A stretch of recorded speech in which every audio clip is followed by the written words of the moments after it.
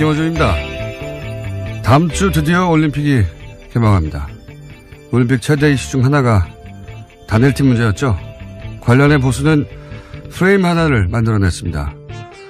북한 선수들 참가는 남한 선수들 기회를 박탈한다. 공정하지 않다. 올림픽은 그 탄생부터 평화를 위한 것이었고 유치하는 노력부터 이미 공공의 자원이 엄청나게 동원이 됩니다. 하여 선수들도 올림픽 정신의 구현과 공공의 이익을 위해 때로는 개인적 이익 일부를 남과 공유할 의무가 함께 부여되는 겁니다. 전쟁이 고론되던 상황에서 우리 공동체에게 평화의 상징이 필요하다. 그럼 개개인 출전 시간 중 일부는 그 목적을 위해 공공재가 될 수도 있는 게 올림픽의 정신과 공공의 이익에도 부합하는 겁니다. 정부가 그런 메시지의 전달과 관리에 실패한 측면이 있습니다. 그건 그것대로 비판할 수 있죠. 하지만 출전 시간이 줄어서 공정하지 않다는 단순한 프레임 하나에 거의 모든 언론이 아무런 문제 제기도 없이 동조하는 상황이 저는 참으로 기이합니다. 올림픽이 개인 커리어만을 위한 취업 박람회가 아니잖아요. 올림픽이 개인만의 경영이면 올림픽기와 국기는 왜 겁니까? 선수 명함하고 이력서를 걸어야지. 올림픽만 생각해온 어린 선수들이 거기까지는 생각 못했을 수 있습니다. 당황하고 억울할 수 있죠. 그럴 때 단일팀이 가지는 상징과 의의, 올림픽의 공공성과 우리 공동체가 필요로 하는 평화의 절박함을 그들에게 얘기해 줄 수 없다면 언론이 뭐하러 있습니까? 김어준 생각이었습니다. 네. 김은지입니다. 네. 이 이슈는 원래 정부가 메시지 관리에 실패한 게 맞아요. 네. 그에 대해서 정부 관계자들이 사과를 하기도 했습니다. 네. 당황했다고 봅니다. 왜냐면은 단일팀이 이렇게 문제된 적이 없기 때문에 준비가 안 됐어요. 메시지 전달과 관리에. 그리고 또 그만큼 보수가 초장부터 아주 잘 치고 들어온 프레임이고. 그래서 정부가 수습할 문제라고 생각해서 제가 가만히 있었는데 좀 시간이 지나면 이 단일팀의 불공정 프레임 이거 자체도 문제가 있다. 반쪽짜리 프레임이다. 이렇게 얘기할 줄 알았는데 이슈가 다 끝났는데 그런 얘기가 없어서 제가 이제서야 한마디 하는데 고생한 개개인의 기회를 제한하면 안 된다. 맞아요. 그 중요한 가치인데 그게 유일한 가치는 아니에요. 올림픽은 개인의 기회 실현 이외에도 공공의 가치를 구현할 의무가 선수들에게도 있는 겁니다. 네. 올림픽이 선수 개개인에게 배타적으로 독점할 수 있는 기회가 아니에요. 조금만 생각해보면 당연한 건데 초장부터 여론이 확 쏠리니까 무서워서 그런 건지 비겁해서 그런 건지 언론이 그런 말을 안 해서 한마디 하고요. 더 웃긴 건 이런 포인트예요. 보수가 갑자기 개인의 권리가 가장 중요하다는 거예요. 네. 그럼 노조 지지해야지 보수가. 노조 포함하면 맨날 뭐 국가 경제를 생각하라고 그러다가 갑자기 올림픽에서만 개인 권리가 가장 중요하게 되는 겁니다. 이게 앞뒤가 안 맞는 거예요. 그 프레임에 이따시만한 허점이 있는데 그냥 언론들이 넘어가 주니까 실망입니다. 저는. 자, 첫 번째 뉴스가 뭡니까? 네, 세월호 특별조사의 업무를 방해한 혐의를 받고 있는 박근혜 정부의 해양수산부 장차관이 구속됐습니다. 김영석 전 장관과 윤학배 전 차관에 대한 구속영장이 어제 발부된 건데요.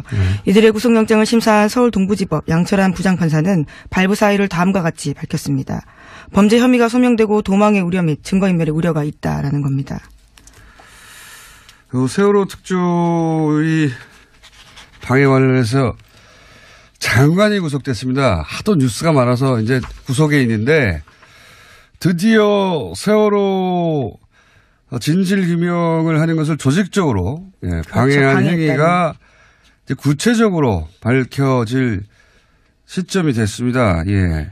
이렇게 조직적이고 구체적으로 방해를 하려면 기본적으로 상시 사찰이 있어야 되는 겁니다. 상식적으로. 그래야 미리 막죠. 당연하게.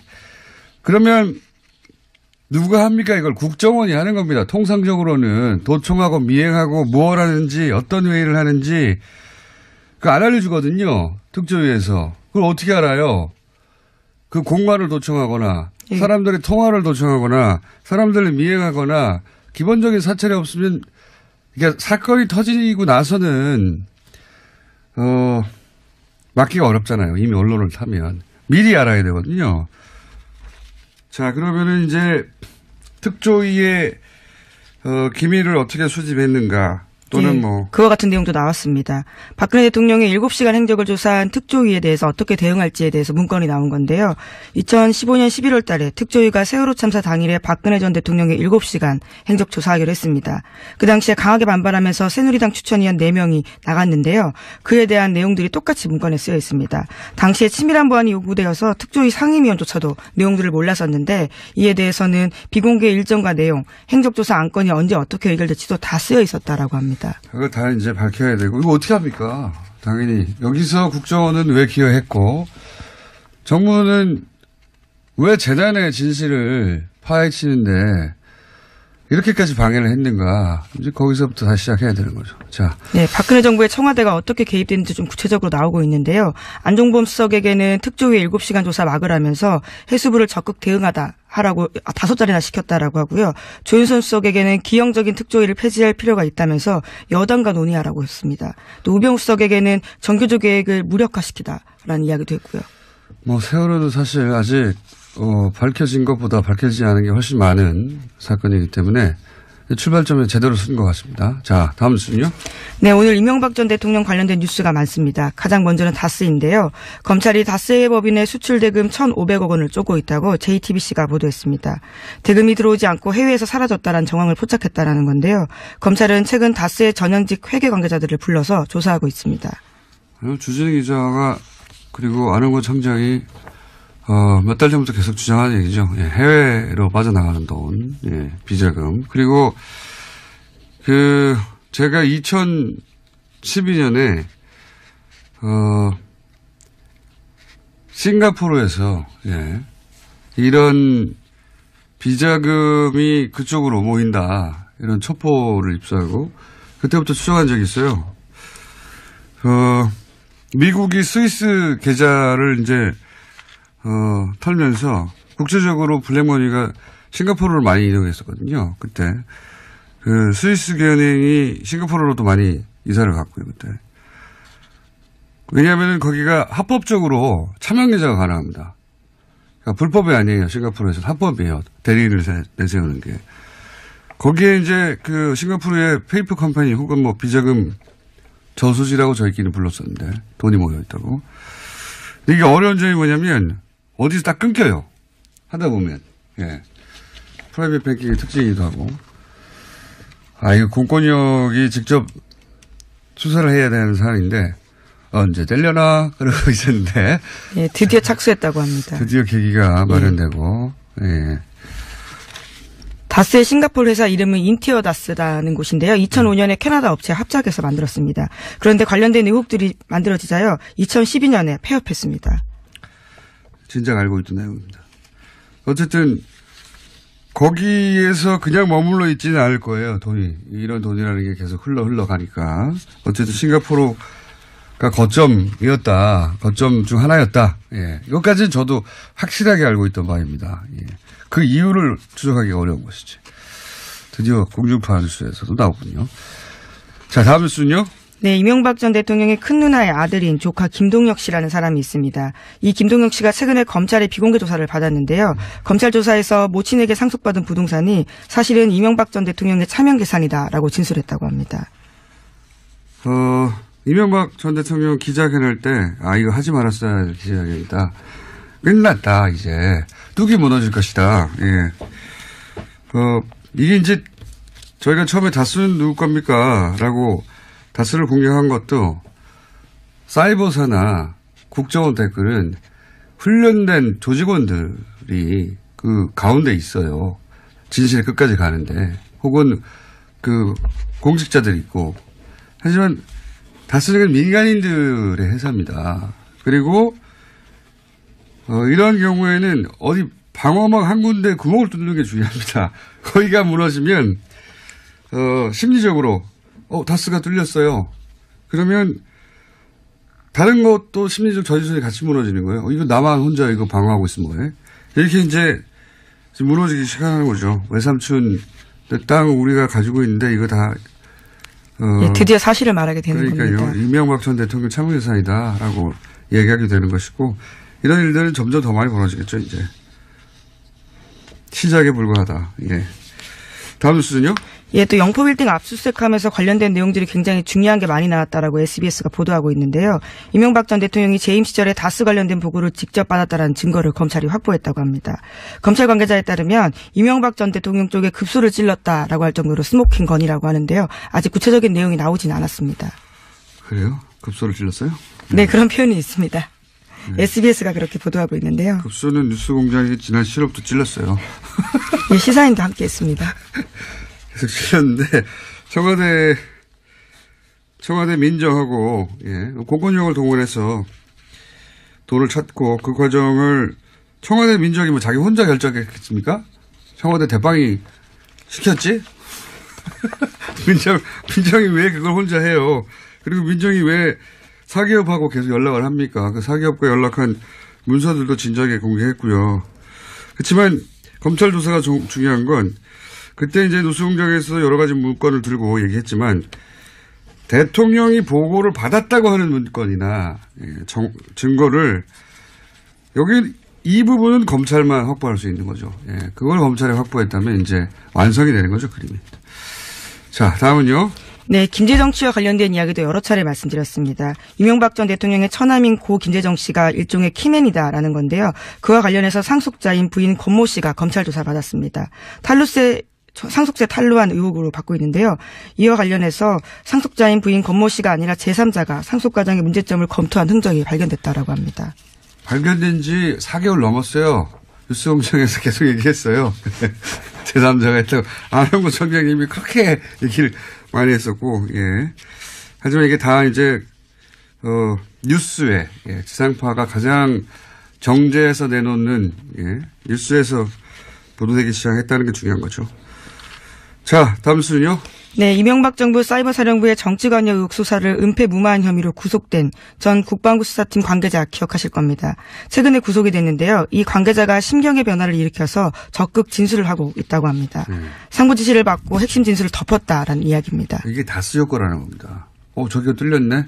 나 혼자 방어한다고 지금 내가 방어할 대상, 우리 이명박 전 대통령이 보호가 되지 않네? 나만 하면 뭐해?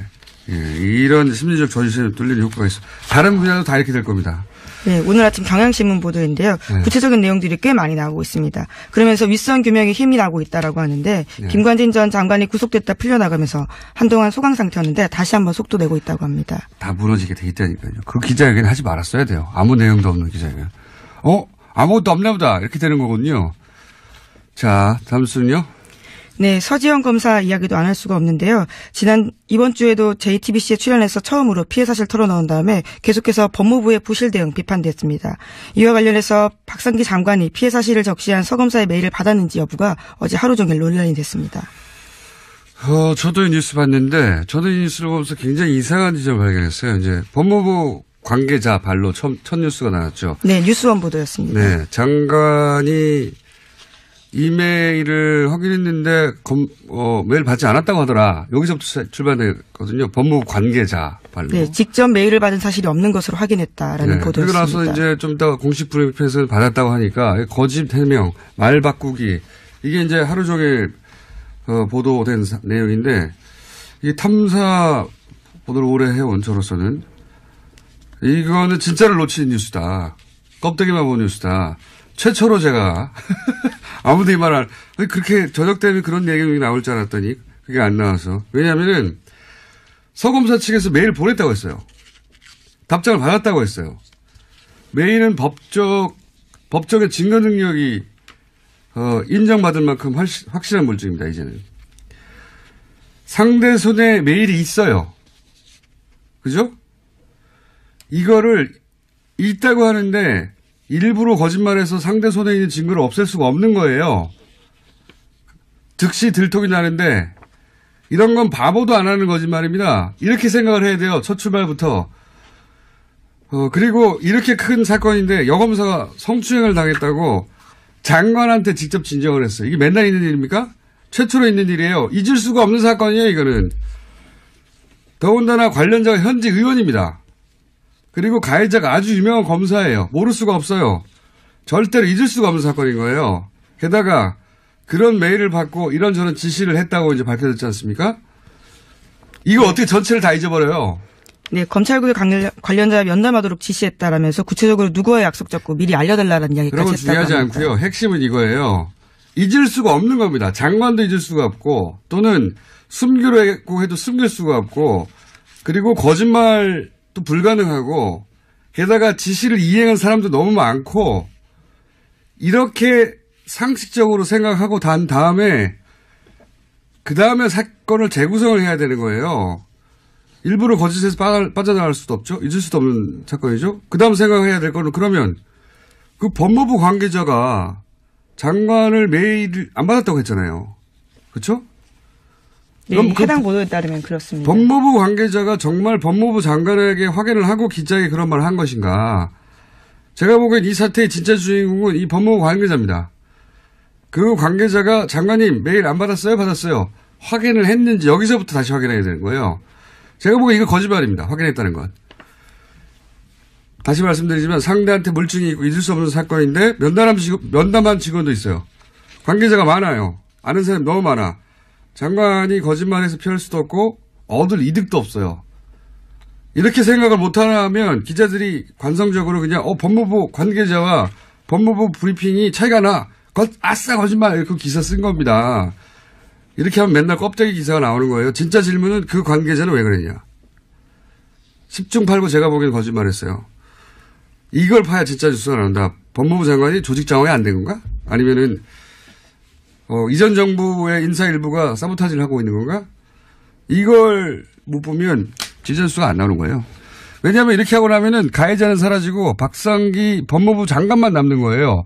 사건의 주요 인물인 것처럼. 하여튼 마음에 안 듭니다. 요새. 자. 네, 어쨌거나 서 검사도 법무부 담당자 만나서 진상조사 요구했는데요. 해가 넘도록 조치가 치러지지 않았다는 점도 이야기하고 있습니다. 그 점은 그 점대로 따질 일이에요. 예, 그 점은 그 점대로 따질 일이고 피해자 입장에서 만족스럽지 않은 거죠. 예. 근데 이제 사건의 포인트가 법무부 장관이 아닙니다. 제가 보기엔. 이 첫 보도가 나간 관계자를 봐보세요. 그리고 관계자와 장관의 말이 일치하는지를 확인해 보세요. 거기서부터 진짜 사건이 숨어 있다. 자, 다음 수는요? 예, 오늘 아침에 한국일보에서 안철수 국민의당 대표의 인터뷰가 있었는데요. 예, 바른정당과 손잡고 통합신당 준비하고 있는 중입니다. 이에 대해서 지방선거 이야기가 좀 나왔었는데 6.13 지방선거나 재보궐선거 출마 등 모든 가능성이 열려있다라는 이야기를 했습니다. 그렇군요. 안철수 대표 관련 통합 관련 뉴스가 많이 나오는데 이거 이제 한 번만 더 코멘트를 하자면 전당대회 안 하는 거를 가지고 여러 기사에서 우회로를 찾는다, 우회한다. 어떤 기사는 산에 길을 내고 물에 다리를 놓는다, 막 이런 표현을 하던데 정치권이 앞뒤 안 맞게 행동하거나 유불리에 따라서 말을 바꾸거나 기준을 바꾸거나 그 여야 모두 있는 거거든요. 그리고 또 출입 처면은 또 막 공격하기도 그렇잖아요. 그래서 적당히 덮어주기도 하죠. 근데 이건 막 예를 들어서 이 우회로다, 전당대회 안 한 거. 우회한다. 산에 길을 내고 물에 다리를 넣는다. 이건 너무 만져주는, 이거 애모예요. 이렇게 표현하면. 이렇게 하면 안 되는 겁니다. 표현이 너무 선정적인 것 같은데요. 너무 깜짝 놀랐습니다. 적당히 해야죠, 적당히. 보세요. 합당은 전당대회에서 결정한다. 오늘 열받네요. 당원이 그래요? 근데 안철수 대표 측이 장악한 중앙위가 당원을 개정해요. 전당대회 안 하고 그냥 당원 투표를 한다고. 그러면서 뭐라고 하냐면 당원을 개정하면 즉시 효력이 발생하고 다음 전당대회에서 추인을 하면 된다. 이렇게 말해요. 추인을 안 했는데 어떻게 효력이 즉시 발생합니까? 논리적으로 말이 안 되죠. 그리고 이미 합당이 됐는데 국민의당의 전당대회는 이제 영원히 할 수가 없는데 어디서 추인합니까? 어디서? 추인할 데가 없어. 앞뒤가 안 맞아 이건. 논리적으로 하나도 말이 안 되는데 무슨 우회로예요. 이거는 강목 들고 용팔이 전당대회를 했는데 정면 돌파다. 이렇게 말해주는 것과 마찬가지인 겁니다. 적당히 좀 해야지. 민망해요 진짜. 뭐 우회로예요 이게. 아유 바보같이 정말. 자 어제 블랙하우스에서 여기까지 하려고 끝내죠. 공중파에서 최초로 포털에서 매크로가 가능하다. 기술적으로 가능하다. 이걸 시연했는데, 당연히 네이버에서는 검색어에 등장하지 않았고, 공중파에서 네이버, 매크로 가능해. 신기하거든요. 검색해 봐야 돼요. 등장하지 않았고, 당연히 예상한 바입니다만. 그러면 안 됩니다. 네이버. 이 또한 지나가리라. 그렇지 않습니다. 예. 블랙하우스 한번 검색해 보시고, 다른 건 몰라도, 그건 보셔야 됩니다. 매크로가 가능하다는 걸. 오늘 뉴스도 많고 할 말도 많았네요. 네. 답답한 하루였습니다. 자, 지금까지 김은지였습니다. 감사합니다. 네. 이에 대해서는 비공개 일정과 내용, 행적조사 안건이 언제 어떻게 해결될지도 다 쓰여 있었다라고 합니다. 그거 다 이제 밝혀야 되고, 이거 어떻게 합니까? 당연히. 여기서 국정원은 왜 기여했고, 정부는 왜 재단의 진실을 파헤치는데, 이렇게까지 방해를 했는가. 이제 거기서부터 다시 시작해야 되는 거죠. 자. 네, 박근혜 정부의 청와대가 어떻게 개입됐는지 좀 구체적으로 나오고 있는데요. 안종범 수석에게는 특조위 7시간 조사 막으라면서 해수부를 적극 하라고 5자리나 시켰다라고 하고요. 조윤선 수석에게는 기형적인 특조위를 폐지할 필요가 있다면서 여당과 논의하라고 했습니다. 또 우병우 수석에게는 정규조 계획을 무력화시키다라는 이야기도 했고요.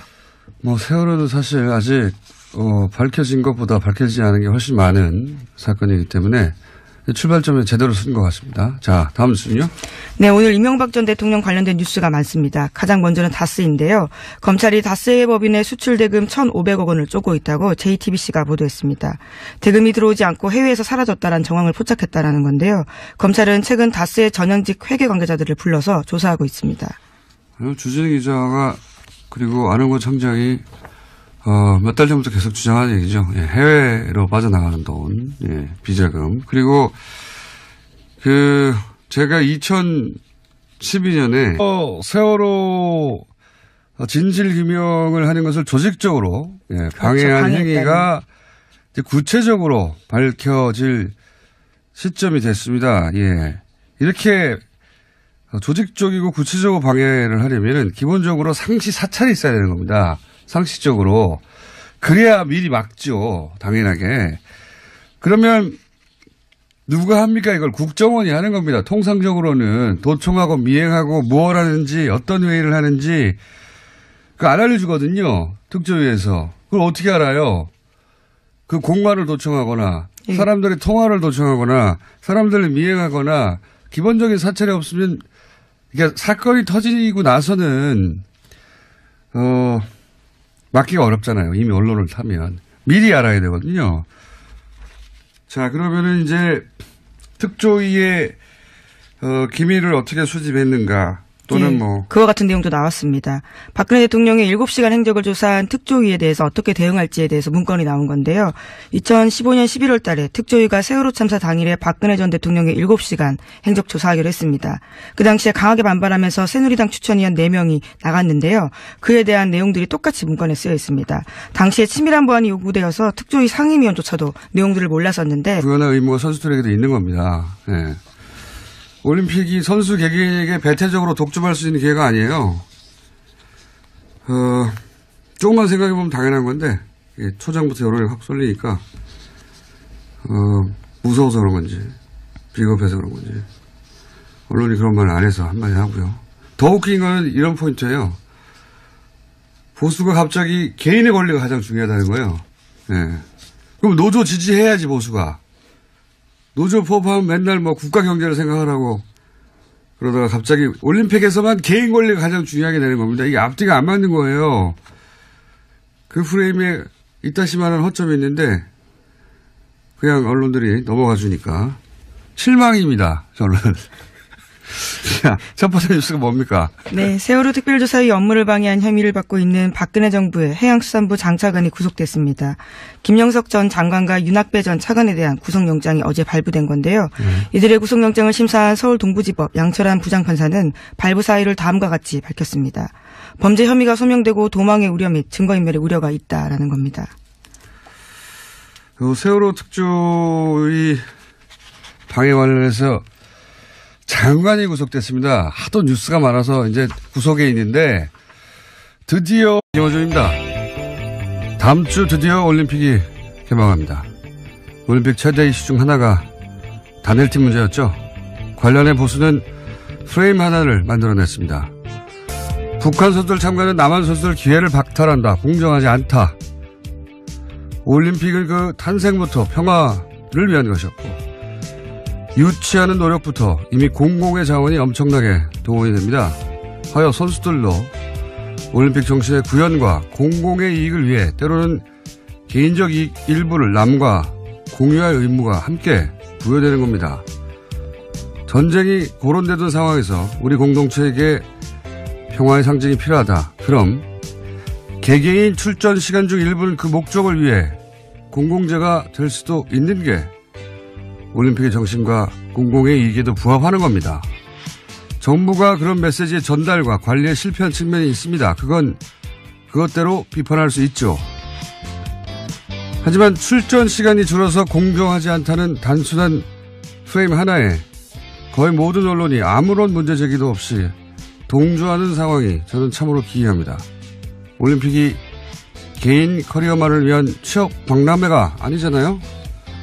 올림픽이 개인만의 경영이면 올림픽기와 국기는 왜 겁니까? 선수 명함하고 이력서를 걸어야지. 올림픽만 생각해온 어린 선수들이 거기까지는 생각 못했을 수 있습니다.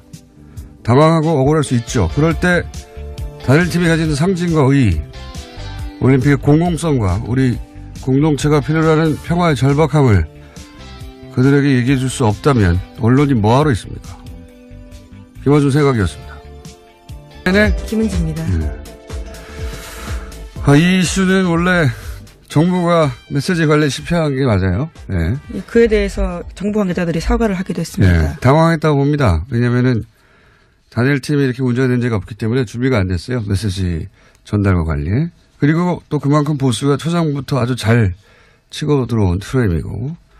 그래서 정부가 수습할 문제라고 생각해서 제가 가만히 있었는데 좀 시간이 지나면 이 단일 팀의 불공정 프레임 이거 자체도 문제가 있다. 반쪽짜리 프레임이다. 이렇게 얘기할 줄 알았는데 이슈가 다 끝났는데 그런 얘기가 없어서 제가 이제서야 한마디 하는데 고생한 개개인의 기회를 제한하면 안 된다. 맞아요. 그 중요한 가치인데 그게 유일한 가치는 아니에요. 올림픽은 개인의 기회 실현 이외에도 공공의 가치를